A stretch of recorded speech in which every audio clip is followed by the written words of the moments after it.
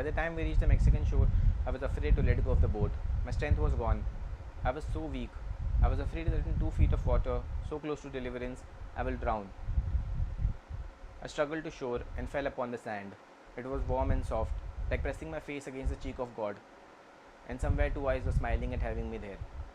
I was so spent I couldn't move, and so Richard Parker went ahead of me.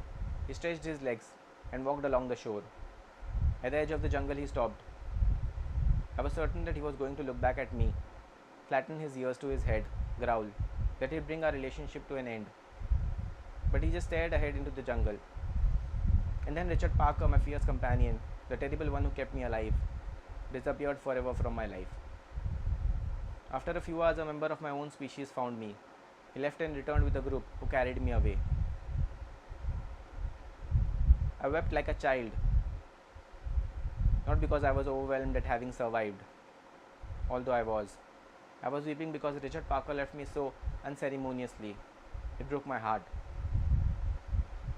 My father was right.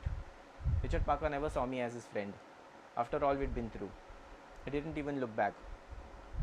But I have to believe that there was more in his eyes than my own reflection staring back at me. I know, I felt it, even if I can't prove it. I just wish. I've left so much behind. My family, the zoo, Anandi, India. I suppose in the end the whole of life becomes an act of letting go. But what always hurts the most is not taking a moment to say goodbye. I was never able to thank my father for all I learned from him, to tell him that without his lessons I would never have survived. And I know Richard Parker is a tiger, but I wish I had said, "It's over, we survived. Thank you for saving my life. I love you, Richard Parker. You will always be with me. May God be with you."